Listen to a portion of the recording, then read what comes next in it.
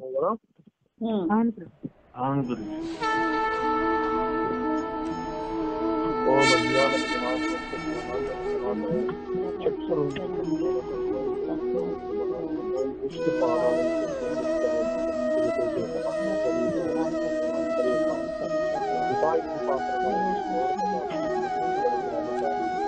విష్ణు పాదాలు శ్రీమతే భక్తి నమస్తే సారస్వతీ దేవి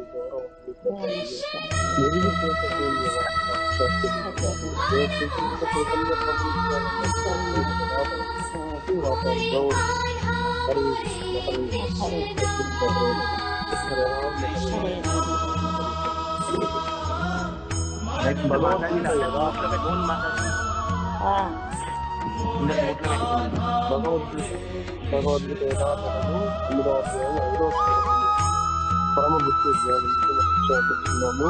దయచేసి చెప్తున్నాం మనం.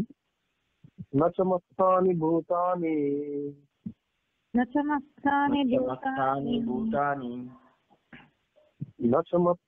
భూతాని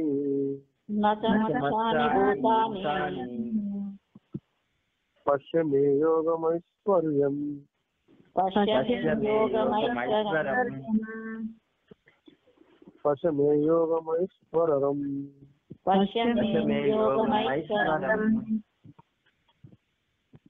భూత బృంద భూతస్థో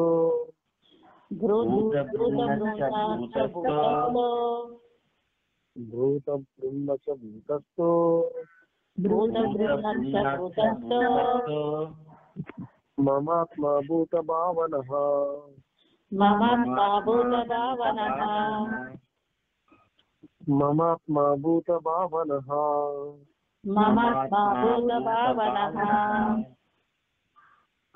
అయినను సృష్టించబడిన సమస్తము నా యందు స్థితిని కలిగి ఉండదు. అచింత్యమైన నా యోగ వైభవమును గాంచుము. నేను సర్వ జీవులను పోషించువాడను మరియు సర్వత్రా వసించువాడనైనను సర్వ సృష్టికి కారణుడనైనందున ఈ దృశ్యమాన జగత్తునందలి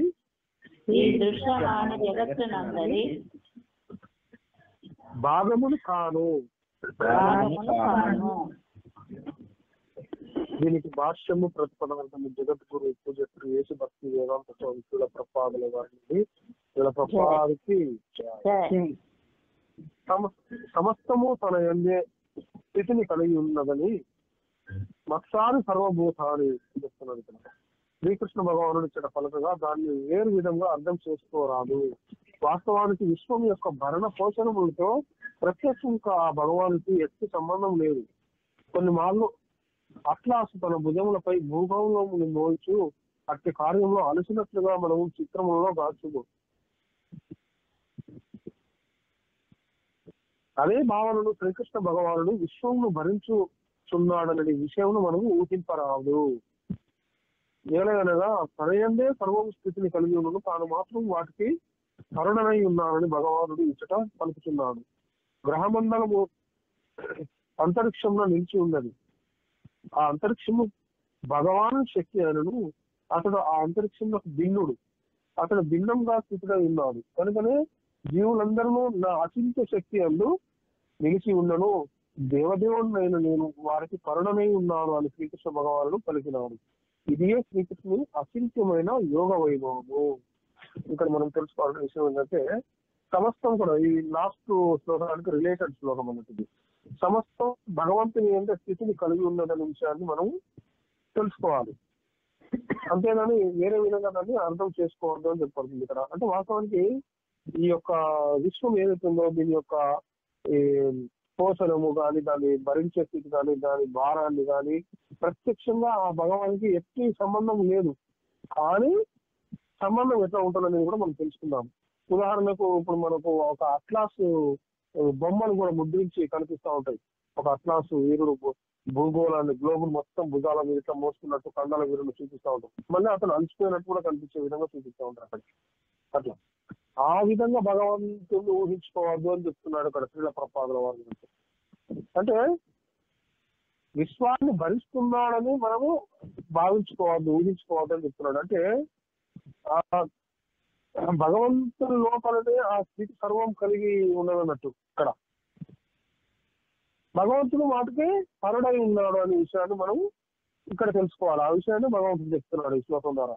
అంటే గ్రహమండలం ఏదైతుందో అంతరిక్షంలో నిలిచి ఉన్నది, కానీ ఆ అంతరిక్షము భగవాన్ శక్తి అయి ఉన్నా కూడా అది అంతరిక్షానికి భిన్నమైన స్థితిలో ఉంటుంది. ఉదాహరణకు మనము ఒక ఆఫీస్ లో చూస్తే ఒక యజమాని తన ఆఫీస్ లో ఉన్న స్టాఫ్ అందరికి కూడా నువ్వు ఈ పని చేయి, నువ్వు ఆ పని చేయి, అందరికి ఆర్గ్యుమెంట్ జారీ చేస్తూ ఉంటుంది. ఆర్గ్యుమెంట్ జారీ చేస్తుంది, కానీ ఆ యజమాని తన ఆఫీస్ లోనే ఉండి మెయిన్ ఛాంబర్ లో ఉండి తన వర్క్ చూసుకుంటా ఉంటుంది. ఎవరెవరికి ఏ ఇన్స్ట్రక్షన్స్ ఇచ్చాడో ఆ పని వాళ్ళు చేస్తూ ఉంటారు. అది ఎవరి కనుసరణలో జరుగుతున్నట్టు ఇప్పుడు అది వారి సొంత అభిప్రాయాల ప్రకారం జరుగుతున్నట్టు కాదు, భగవంతుడి యొక్క ఆజ్ఞ ప్రకారం ఆయన కనుసరణలో జరుగుతున్నట్టు మనం అర్థం చేసుకోవాలి. మనం భగవంతుడు డైరెక్ట్ చేయట్లేదు. అక్కడ వచ్చి ఆ ఆఫీస్ యజమాని డైరెక్ట్ సిఎండి మేనేజింగ్ డైరెక్టర్ వచ్చి డైరెక్ట్ చేయట్లేదు ఆ పనులు. ఒక సంకల్పం చేత ఒక వ్యక్తిని ఆ పోస్ట్ లో పెట్టి ఆ పని చేయమని నిర్దేశించండు. అట్లనే ప్రకృతి, కాలము, ఈ యొక్క దేవతలు వారి వారి డ్యూటీస్ ఇవన్నీ కూడా భగవంతుని యొక్క కార్యనిర్వహణలో భాగం. వాళ్ళందరికీ ఆయా డ్యూటీలు ఇస్తారు భగవంతుడు. వాటిని తూచా తప్పకుండా పాటిస్తుంది. కాలం ప్రమాణం కూడా పాటిస్తుంది, కాలం కూడా. ఇవన్నీ మనం తెలుసుకోవాలి. ప్రకృతి, ఈ ప్రకృతి భగవంతుడి ఆధీనంలో ఉంటుంది, కానీ భగవంతుడు అప్రాకృతికమైన వాడు. భగవంతుడు ఆ యొక్క ప్రకృతి ఆధీనంలో ఉండేవాడు కాదు. ఎందుకంటే ప్రకృతి స్వల్ప మాత్రంలో ఉండే శక్తి అన్నట్టు, భౌతిక శక్తి ఆయన ఆధీనంలో ఉండేది. ఆ విషయాన్ని మనం తెలుసుకోవాలన్నట్టుగా. అందుకనే ఇక్కడ జీవులందరిలో కూడా నా అచింత్య శక్తి అందు నిలిచి ఉన్నాను. అచింత్య శక్తి అంటే ఏంటిది ఫస్ట్ ఇక్కడ మనం తెలుసుకోవాలి. అచింత్య శక్తి అంటే ఏంటిది? అచింత్య శక్తి అంటే దీని అనూహ్యమైన శక్తి, అనూహ్యమైనది అని అర్థం చేసుకోవచ్చు. అంటే ప్రతిదీ కూడా భగవంతుని శక్తి యొక్క ప్రదర్శన. కాబట్టి భగవంతుడు ప్రతిదానికి కూడా ఏకకాలంలో భిన్నంగా అంటే దేవ రూపంలో మరియు భిన్నత్వం లేని స్థితి అంటే అభేద స్థితిలో ఉన్నాడు ఇక్కడ. అంటే ఈ తత్వం ఏదైతే ఉందో లౌకిక మనస్సు మన లౌకిక మనస్సుకు అనూహ్యమైనది అంటే అచింత్యమైనది అనే విషయాన్ని మనం తెలుసుకోవాలి. అంటే ఈ యొక్క ఆధ్యాత్మిక ప్రపంచం మళ్ళీ భౌతిక ప్రపంచం వీటిలో ఉన్నదంతా కూడా భగవంతుని శక్తి.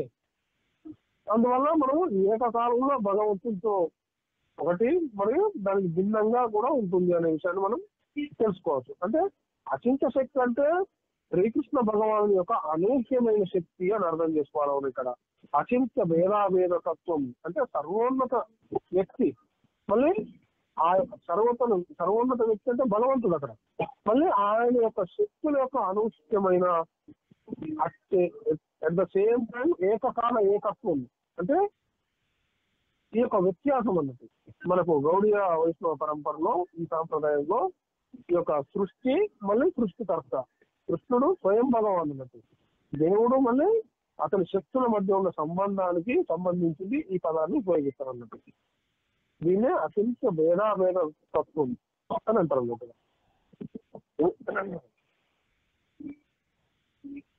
జీవులందరూ నా అచింత శక్తి అందు నిలిచి ఉన్నాను, దేవదేవుడనైన నేను వారికి పరుడనై ఉన్నాను. అంటే మనకి ఇంకా ఈజీగా అర్థం చేసుకోవాలంటే ఇక్కడ ఆకాశం మేఘావృతం అయిందని, ఇక్కడ మన అంటే దట్టమైన మేఘాలతో నల్ల కారుమబ్బులతో ఉన్నది. కారుమబ్బులతో ఇక్కడ ఉన్నంత మాత్రాన ఈ యొక్క సృష్టి మొత్తంలో ఉన్న ఆకాశం అంతా మేఘావృతమై ఉంది, కారుమబ్బులతో ఉన్నదని మనం చెప్పలేం కదా. మనం ఉన్న ప్రదేశంలో ఉండొచ్చు, ఒక 500 కిలోమీటర్ల దూరంలో అనేక నిర్మలమైన ఆకాశంగా ఉండొచ్చు. అంటే ఇక్కడ ఉన్నది అక్కడ లేదు. మరి అక్కడ లేకపోతే ఇక్కడ లేదని కాదు కదా. ఇక్కడ ఉన్నది అక్కడ లేదు. అయినా సరే అదే ఆకాశం ఇది ఆకాశం. ఆకాశం నీళ్ళు రంగులో కనిపిస్తుంటది, వాస్తవానికి అక్కడ ఆకాశం లేదు, ఏ రంగులో కనిపించదు, మేఘాలు మాత్రమే కనిపిస్తూ ఉంటాయి మనకి. ఆకాశం నీళ్ళ రంగులో కనిపిస్తుంది మళ్ళీ ఇక్కడ. అట్లా మన అంటే దీన్ని అచింత భేదాభేద తత్వాన్ని మనం అర్థం చేసుకునే విధానం ఇది. అంటే ఇక్కడ మేఘాలు ఉన్నంత మాత్రాన ప్రపంచం మొత్తం మేఘాలు ఉన్నట్టు కాదు. ఇక్కడ వర్షం పడినంత మాత్రాన ప్రపంచం అంతా వర్షం పడినట్టు కాదు. ఇక్కడ పడ్డది ఈ పరిస్థితిలో, ఈ స్థితిని బట్టి ఇక్కడ పడాలని ప్రకృతి నియమానుసారం ఇక్కడ పడ్డది. మరి వేరే దగ్గర పడకపోవచ్చు. అట్లనే అక్కడ ఆ వర్షం లేదని మేఘాలు లేవో ఉండవని చెప్పలేదు. ఇక్కడ వర్షం ఉంటే వర్షం మాత్రమే ఉన్న ఆకాశం లేదని చెప్పలేదు ఇక్కడ. దీన్ని అచింత భేదాభేద తత్వం అని మనం అర్థం చేసుకోవచ్చు. ఇది శ్రీకృష్ణుడు అచింతమైన యోగ వైభవం అని కూడా అంటారు. భగవాను తన శక్తి ప్రదర్శనం చేస్తూ ఊహాతీతములైన అద్భుత లీలలను భావించున్నాడు అని వేద నిఘంటు అయిన నిరుక్తి అని తెలుపబడినది. విద్యతే అనేన దుర్ఘటేషు కార్యేషు. శ్రీకృష్ణ భగవానుడు దివ్యములైన వివిధ శక్తులను కలిగి ఉన్నాడు. మరియు అతని సంకల్పమే వాస్తవమైన వెల్లడి భావనలోనే మనం అతనిని అవగాహన చేసుకోవాలను. మనం ఒక కార్యం చేయవలనని తెలిసినప్పుడు దానికి ఎన్నో అవరోధాలు కలగవచ్చు. కొన్నిసార్లు మనం కోరిన రీతిగా చేయటం సాధ్యం కాకపోవచ్చు కూడా. కానీ శ్రీకృష్ణ భగవానుడు ఏదైనా ఒక కార్యం చేయబోతున్నప్పుడు అతని సంకల్ప మాత్రముననే అది ఊహాతీతంగా సక్రమంగా సమగ్రంగా నిర్వహింపబడుతుంది. ఈ విషయాన్నే భగవంతుడు వివరిస్తున్నాడు. అతడే సృష్టిని పోషించువాడు మరియు భరించువాడను. వాస్తవానికి తాను సృష్టిని తాకలేడు. కేవలం అతని దివ్య సంకల్పం చేతనే సమస్తం సృష్టించబడి భరింపబడి పోషింపబడి అంతేమనం నశించిపోవును. పరతత్వమైనందున అతనికి మరియు అతని మనస్సులకు ఎట్టి భేదము లేదు. మనకు మరియు మన మనస్సుకు భేదం కలిగి ఉంటది, కానీ భగవంతుడికి మరియు భగవంతుని మనస్సుకి ఎలాంటి భేదం ఉండదు. కేవలం సంకల్పం మాత్రమే సృష్టిని సృష్టించగలడు, దాన్ని లయం చేసుకోగలడు. ఇది భగవంతుడి శక్తి అన్నట్టు. ఏకకాలంలో ఆ భగవానుడి సర్వము నందు వసించున్నను ఏ విధంగా రూప సహితుడి ఉండగలనో సామాన్యుడు ఎరగగలడు. ఈ భౌతిక సృష్టికి భిన్నంగా ఉన్నను సర్వము అతని ఎందే నిలిచి ఉన్నది.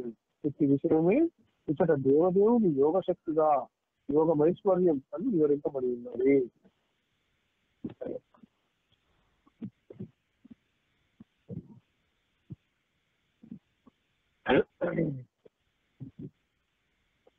అంటే ఇక్కడ మనకు తెలుసుకోవాల్సిన విషయం ఏంటంటే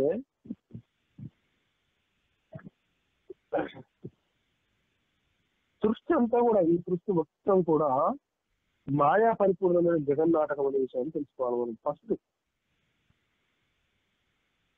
అంటే మాయా పరిపూర్ణమైన జగన్నాటకం అంటే మనకు ఉన్నట్లుగా కనిపిస్తాయి, ఇంద్రియాలకు గోచరం అవుతుంది. కాబట్టి ఈ కాల్పనిక జగత్తు వ్యవహారికంగా నిత్యం, అంటే వ్యవహారికంగా అంటే భౌతికంగా, కానీ పారమార్థికంగా ఆలోచించినప్పుడు ఇది అనిత్యం, అసత్యం. ఇదే పరమాత్మని లీల అనే విషయాన్ని మనం అర్థం చేసుకోవాలి. అంటే ఇక్కడ ఒక ఉదాహరణ చెప్తాం, తెలుసుకోవచ్చు. మనం నిత్యము భౌతిక జీవితంలో ఉన్నాం కాబట్టి దీనికి సంబంధించిన ఉదాహరణ చెప్తే అర్థం చేసుకోవచ్చు బాగా. మీరు ఒక ఫర్ ఎగ్జాంపుల్ చలనచిత్ర ప్రదర్శనకు మనం ఎప్పుడైతే వెళ్తే దానికి ముఖ్యంగా ఏది అవసరము, ఇట్లా దాన్ని ఏమంటారు, స్క్రీన్, పెద్దది తెల్లగా ఉంటుంది కదా స్క్రీన్, ఆ స్క్రీన్ అవసరం అన్నట్టు, తెల్లని తెర. అది ఉన్నప్పుడే రకరకాల చిత్రాలు మనం చూడగలుగుతాం. దాని మీద ఆ చిత్రాల్లో అనేక రకమైన దృశ్యాలు కనిపిస్తూ ఉంటాయి మనకు. అందులో కష్టాలు, సుఖాలు, సంతోషాలు, బాధలు, హింస, యుద్ధం, విషాదం ఎన్నో కల్పనలు కనిపిస్తూ ఉంటాయి. అంతా కూడా మాయ. అది ఆ మాయ నాటకం అదంతా. అందులో ప్రదర్శనలో ఉండే రాజు నిత్య జీవితంలో రాజు కాదు. అందులో ఉన్నటువంటి రాణి కూడా నిత్య జీవితంలో రాణి కాదు, కేవలం నటన మాత్రమే అక్కడ. అయితే ఆ చిత్రం చూసిన 2 గంటల సేపు 3 గంటల సేపు ఏదైతే సినిమా నడుస్తూ ఉంటుందో ఆ పాత్రదారులు ఆ పాత్రలో తాదాత్మ్యం చెందుతారు అన్నట్టు, అందులో లీనమైతే నటిస్తారు అన్నట్టు అందులో. అట్లాగే వీక్షించే ప్రేక్షకులు కూడా వారి భావాలతోటి తాదాత్మ్యం చెంది అనేక భిన్నమైన ఉద్వేగాలకు లోనైపోతా ఉంటారు అన్నట్టు. ఆ సినిమా అయిపోతుంది, చిత్రం అయిపోతుంది అన్నట్టు. అయిపోయినప్పుడు చివరకు మిగిలిన ఏంటిది, ఆ చిత్ర ప్రదర్శనకు ఆధారమైనటువంటి ఆ తెల్లని స్క్రీన్ తెర మాత్రమే కనిపిస్తుంది అక్కడ. సినిమా అయిపోయిన తర్వాత ఒట్టితేనే కనిపిస్తుంది అక్కడ మనకు, అది మాత్రమే కనిపిస్తుంది. అలాగే ఈ సృష్టి నాటకానికి పరమాత్మే ఆధారమై ఉన్నాడు. ఆ చిత్రంలో పెద్ద మానవ దృశ్యం కనిపిస్తుంది, వర్షం వచ్చినట్టుగా. కానీ ఆ తెర తడవదు, కేవలం అక్కడ సినిమా కనిపిస్తుంది అంతే, కానీ ఆ తెర తడవదు అక్కడ. ఈ చిత్రంలో గొప్ప గొప్ప యుద్ధాలు జరుగుతాయి, కానీ ఆ తెర తిరిగిపోలేదు, కాలిపోలేదు. సినిమా అయిపోయిన తర్వాత యథావిధిగానే ఆ స్క్రీన్ కనిపిస్తూ ఉంటుంది మనకు. అట్లనే మనకు అర్థం చేసుకోవాల్సిన విషయం ఏంటంటే, ఈ వ్యవహారం అంతా కూడా, ఈ సంసారం అంతా కూడా సుఖ దుఃఖ రూపమైన ఈ జగత్తు అంతా కూడా భ్రాంతి జనితం అని మనం తెలుసుకోవాలి. అంటే విద్యా జ్ఞానం వలన కలిగిన అభ్యాసం అన్నట్టు ఇది. అంటే రజ్జు సర్ప న్యాయం అంటారు కదా, ఒక తాడినందు సర్పాన్ని భ్రాంతి గురి ఉంటుంది. రంగులేని ఆకాశంలో నీలి రంగు భ్రాంతి కనిపిస్తూ ఉంటుంది మనకు. ఆకాశానికి ఏ రంగు ఉండదు, కానీ అది మనకు నీలి రంగులో కనిపిస్తూ ఉంటుంది. చీకటి అయితే నల్లగా కనిపిస్తూ ఉంటుంది, ఆకాశం అంతా చీకటితో. ఇదంతా కూడా భ్రాంతి అంటారు. అంటే తెర అనేది ఒకటే, చలనచిత్రాలు ఎన్నో వస్తూ ఉంటాయి అన్నట్టు ఆ తెర మీదకి. బంగారం కూడా ఒకటే ఉంటుంది, నగలు కూడా ఎన్నో రకాలుగా తయారు చేసుకుంటూ ఉంటుంది, సాగరం కూడా ఒకటే ఉంటుంది, కెరటాలు ఎన్నో వస్తూ ఉంటుంది. అట్లనే మట్టి కూడా ఒకటే, దానితో తయారు చేసిన కుంభాలు అంటే పాత్రలు, మట్టి పాత్రలు ఎన్నో రకాలు. అట్లనే ఆకాశం ఒకటే ఉంటుంది, మేఘాలు ఎన్నో ఉంటాయి.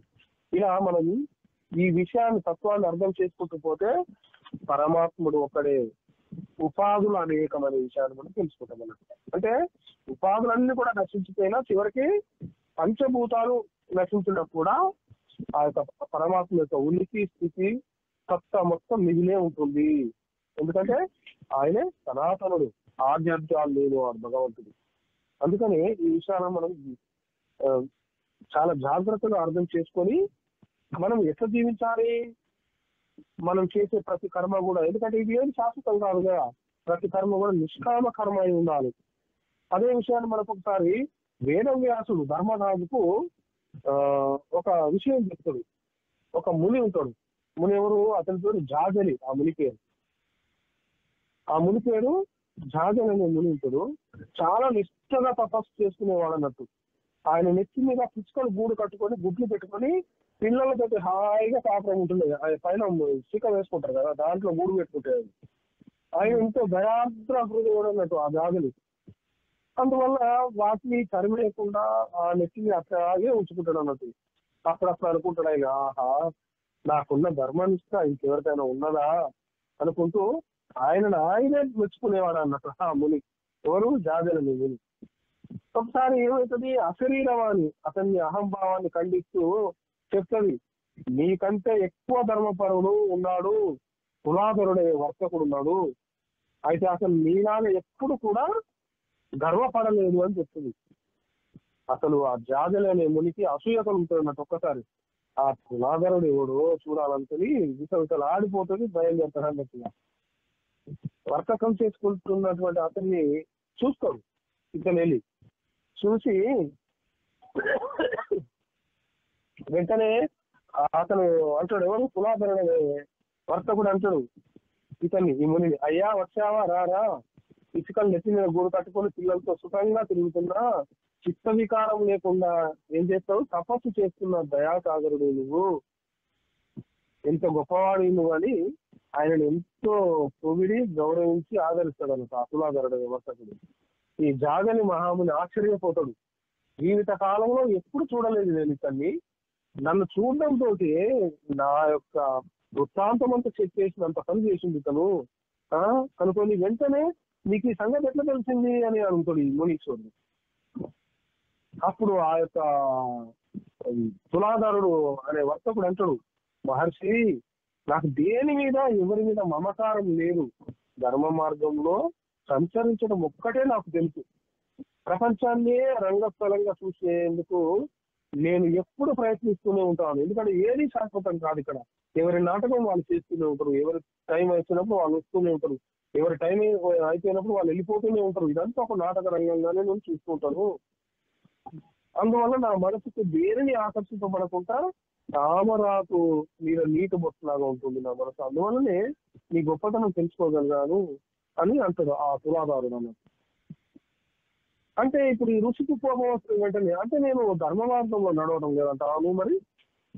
నా తపస్సు, యజ్ఞాలు, ధర్మాలు ఆ, ధర్మ మార్గంలో లేవంటావా అంటాడు కోపంతో ఈ మహర్షి. అహంకారంతో చేసే తపస్సుని, ఫలం కూడా చేసే యజ్ఞాన్ని దేవతలు మెచ్చుతారు. అసలే నిత్యము తృప్తి అనేది మంచి యజ్ఞం, దానివల్ల దేవతలు మనము కూడా తృప్తి పొందుతాము అని చెప్తాడు ఆ తులాదారు. మరైతే నువ్వు ఈ వ్యాపారం ఎందుకు విడిచిపెట్టవు అని అడుగుతాడు ఈ ముని. ధనాశ కాదా ఇది నీకు అని అడుగుతాడు ఈ జాజలి మహాముని. అప్పుడు ఆ యొక్క తులాధరుడు అనే వర్తకుడు ఏం చెప్తాడు, అయ్యా కర్తవ్యాన్ని విడిచిపెట్టడం తగదు మనకు, అంటే మన విద్యుత్ ధర్మాలను విడిచిపెట్టద్దు మనం ఎప్పుడు కూడా. అయినా మన ఇద్దరికి వాదం ఎందుకు, నేను చెప్పిందంత సత్యమో కాదో అడుగుదామని ఇన్నాళ్ళు నువ్వు తండ్రిలాగా పెంచిన నీ శిష్యుల పిల్లలను అడుగుదామని చెప్తాడు. అప్పుడు ఆ జాగలి మహాముని ఆ గూట్లో ఉన్న పిచ్చుకలను పిలుస్తాడు. అప్పుడు అవి ఆ ముని యొక్క కేశ పాశంలోకి వెళ్ళి బయటికి రువ్వుని ఎగిరి ఆకాశ మార్గంలో నిలబడతాయి అన్నట్టు. నిలబడి వెంటనే వాటి రూపాన్ని మార్చుకొని, మేమేమో ధర్మదేవత యొక్క భటులం, మేము ఆయన ఆజ్ఞ వల్ల నిన్ను పరీక్షించడానికి వచ్చాం మేము అని చెప్పి ఏం చెప్తాయి ఆ భటులు, మత్సరం అనేది మంచిది కాదు, అది సర్వ ధర్మాలను నాశనం చేస్తుంది అని చెప్పేత, అందువల్ల ఏం చేయాలి, స్పర్ధ అనేది మారి శ్రద్ధను అవలంబించు అని చెప్తారు. శ్రద్ధ లేని తపస్సు, యజ్ఞాలు వ్యర్థము, శ్రద్ధతో యాగం చేసిన వాడు శుచి కాకపోయినా పర్వాలేదు కానీ మనకి శ్రద్ధ ఉన్నది. మనం గత శ్లోకాలలో చెప్తున్నాం శ్రద్ధ భక్తి అనేది కంపల్సరీ ఉండాలని. శ్రద్ధ లేకుండా యాగం చేసిన వాడు శుచిగా ఉన్నా కూడా ప్రయోజనం శూన్యము. శ్రద్ధ వల్ల దాన గుణం అబ్బుతుంది, అందువల్ల మేలు కలుగుతుంది, సర్వ సుఖాలు కూడా చేకూరుతాయని అవి వివరించి మాయమైపోతాయి అన్నట్టు. అంటే మనుషుల నుంచి తత్వం తెలుసుకోకపోవడం వల్ల నాకు అసూయ కలిగింది అనుకుంటాడు. అంటే మునుల నుండి ఎవరు, ఈ జాజలి ముని. అంటే ఎవరికి వారికి నిర్వర్తించబడినటువంటి విధాలైన కర్మలు చేయడం మంచిది అని నేను నీ నుండి గ్రహించాను అని చెప్పి ఆ వర్తం చెప్తాడు అన్నట్టు. అంటే వాటి వల్ల ఆ కర్మ చేయడం వల్ల ఫలితాన్ని ఆశించకూడదు, అది కూడా నీ నుండే నేను తెలుసుకున్నాను అని సెలవు తీసుకుంటాడు ఆయన దగ్గర. అక్కడ సెలవు తీసుకున్నాడు. ఆ విషయాన్ని వేదవ్యాసుడు ధర్మరాజుకి చెప్తున్నాడు. ఆచార ధర్మాలు అలాంటివి. సూర్యుడి రూపంలో నీళ్లలో, సూర్యుడి యొక్క రూపం ఉంటుంది కదా, ఆ రూపం నీళ్లలో ప్రతిబింబించినట్లు ఆత్మస్వరూపం నిర్మల బుద్ధిలో ప్రతిబింబిస్తుంది మనకు. ఈ శరీరం ఏంటి, యావత్తు మహాపట్టణం ఇది ఈ శరీరం. దానికి బుద్ధి అనేది రాణి. సర్వ విషయాలు చర్చించే మనస్సు ఏదైతే ఉందో అది మంత్రి. బాగా అర్థం చేసుకోండి. ఈ విషయాలు 5 కూడా పురోహితులు. చెవి, ముక్కు మొదలైన ఇంద్రియాలు ఏవైతే ఉన్నాయో అవన్నీ పౌరులు మనకు ఈ పట్టణానికి. ఈ శరీర సామర్థ్యం ఏదైతే ఉందో దాంట్లో రజోగుణము, తమోగుణం అనేవి 2 మోసగాళ్ళు ఉన్నారు. మనస్సు చెప్పిన మాట బుద్ధి వినకపోయిందంటే ఆ మోసగాళ్ళ బారిన పడి చెడిపోతుంది. మనస్సు బుద్ధి కలిసి ఏకంగా ప్రయాణిస్తే రాజ్యపాలన చక్కగా సాగుతుంది, శాశ్వత సౌఖ్యం లభిస్తుందని చెప్తాడు వేదవ్యాసుడు. ఆ విధంగా మనం చేసే కర్మను ఏ విధంగా చేయాలి, నిష్కామ కర్మగా చేయాలి. ఎప్పుడైతే మనం నిష్కామ కర్మగా చేస్తామో మనం ప్రతి ఫలితాన్ని ఈజీగా పొందేయచ్చు అనే విషయాన్ని మనం తెలుసుకోవచ్చు ఇక్కడ. అట్లే మనకు భగవంతుడి యొక్క దివ్య స్థితి ఏదైతే ఉందో చైతన్య చరితామృతం చెప్పబోతుంది. భక్తి యోగే భక్త పాయ గ్రహార దర్శన సూర్యజేన సవిగ్రహ ఏకే దేవగణ జ్ఞాన యోగ మార్గే తారే భజే జేయి అస్తమ బ్రహ్మ ఆత్మ రూపే తారే కరే అనుభవం అని చెప్పబడుతుంది. అంటే మనము అద్వయ జ్ఞానం యొక్క భగవత్ ప్రతీతియే పూర్ణమైన స్థితి, బ్రహ్మ ప్రతీతి, అసమ్య రూపం మళ్ళీ పరమాత్మ ప్రతీది అంశికం అనే విషయాన్ని తెలుసుకోవాలి మనం. అంటే ఇక్కడ మనము బ్రహ్మము, పరమాత్మ, మళ్ళీ భగవానుడు, ఏ విధంగా ఈ 3 చెప్పబడుతుందో ఇవన్నీ కూడా ఒకటే. ఈ విషయాలను మనం కరెక్ట్ గా తెలుసుకుంటే మనం ఆధ్యాత్మిక పురోగతిని సాధించగలుగుతాం అనే విషయాన్ని మనం తెలుసుకోవచ్చు.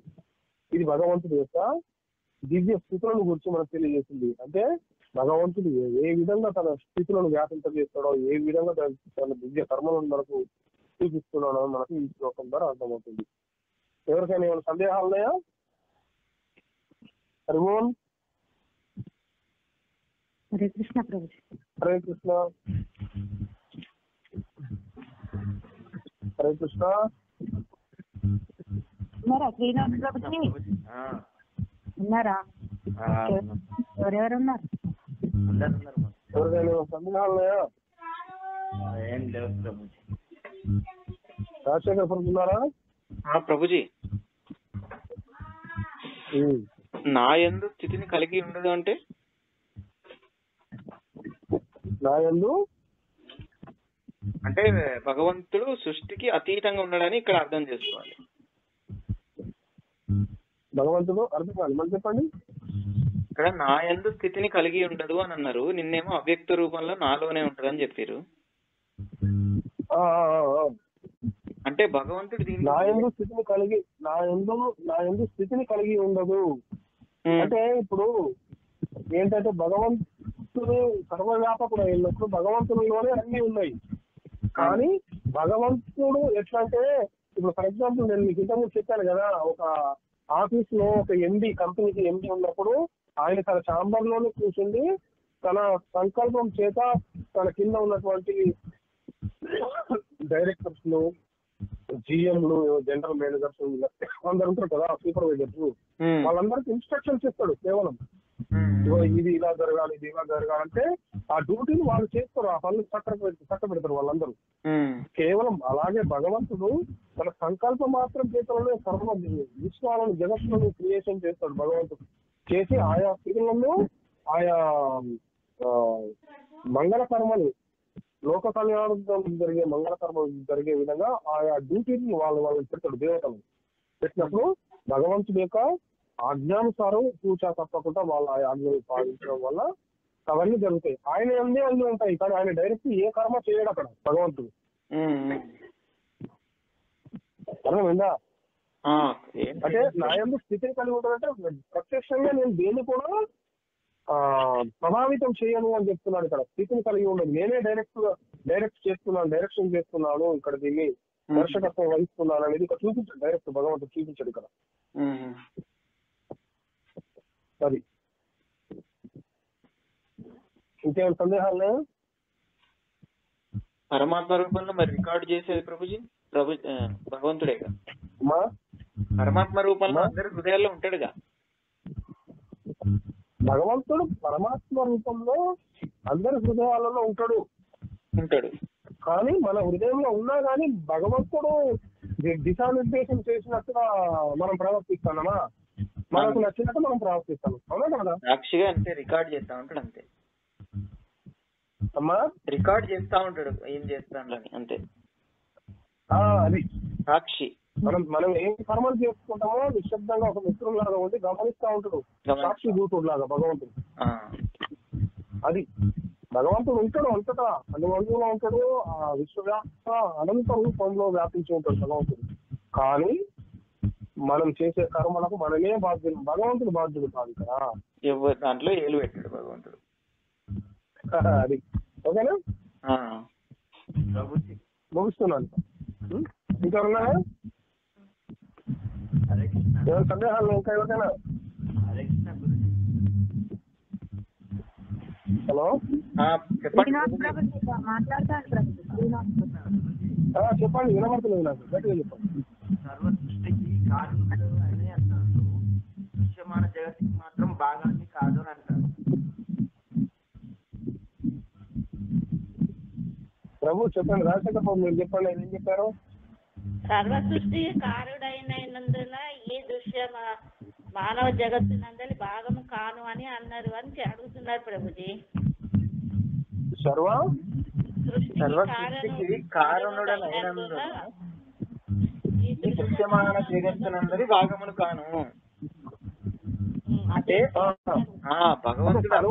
ఇప్పుడు ఇక్కడ ఏంటి మనం అర్థం చేసుకోవాల్సింది ఏంటంటే సర్వ సృష్టికి భగవంతుడే కారణుడు. కానీ ఈ దృశ్యమాన జగత్తు కనిపించే ఈ భౌతిక జగత్ ఏదైతే ఉందో ఇందరి భాగాన్ని నేను కాదు, దీనికి అతీతుడను నేను అని చెప్తున్నాడు భగవంతుడు ఇక్కడ. ఆ, అంటే ఈ దృశ్యమాన జగత్తు అంటే ప్రకృతి, ఉమ్, ప్రాకృతికమైన జగత్తు ఇది, అవునా? ఉమ్, ఈ ప్రాకృతికమైన జగత్తుకు నేను అతీతుడను, ఇందులో నేను భాగం కాదు. ఇందులో భాగం అయితే ప్రకృతికి లోబడి ఉండేవాడిని, నేను ఇందులో భాగం కాదు కాబట్టి ఈ ప్రకృతే నా ఆధీనంలో ఉంటుంది, ఈ దృశ్యమాన జగత్తే నా ఆధీనంలో ఉంటుంది అని అర్థం చేసుకోవాలి ఇక్కడ. ఓకేనా? వినబడుతుందా మీకు? అంతే ప్రభు.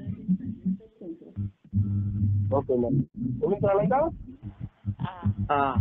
ఉండాలి. ఓకే. గ్రంథరాత్రి